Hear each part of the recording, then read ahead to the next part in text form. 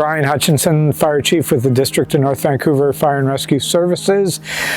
We serve a community of 92,000 people, over 1 million visitors to the North Shore on an annual basis.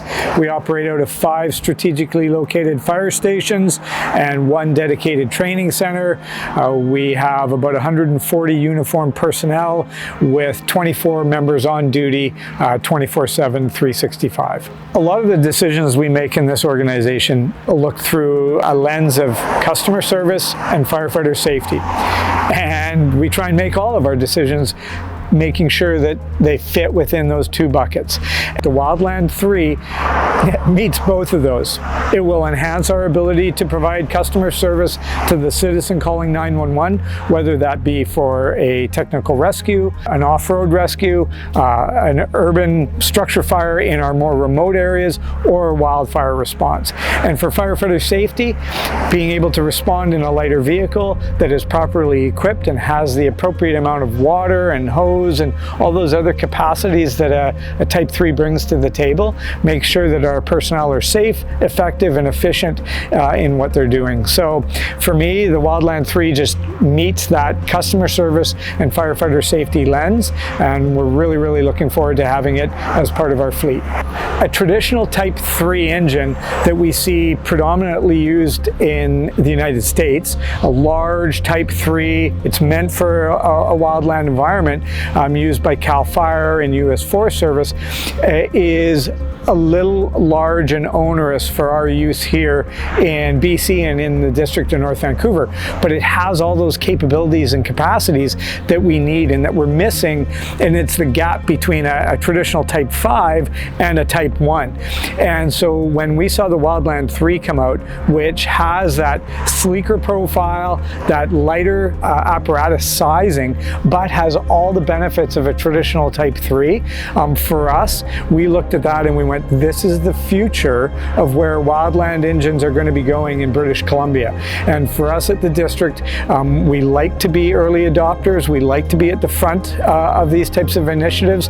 And so choosing the Wildland 3 for us was a fairly easy decision when we looked at it through that lens and through the big picture. So the District of North Vancouver is very unique in terms of an urban municipality, given the large amount of wildland-urban interface and pure wildland that falls within our fire protection area.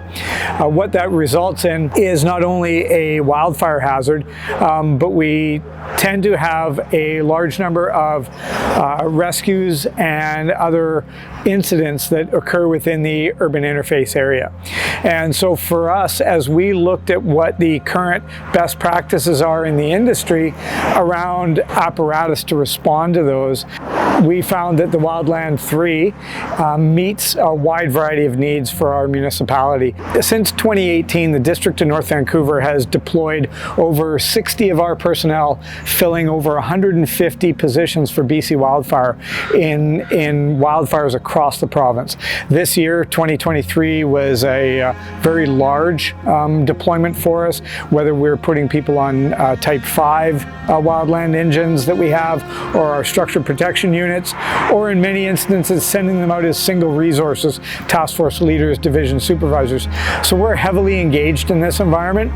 One of the things that we find with Type 5 engines is they don't provide us with the breadth and depth of capacity for both urban and wildland environment.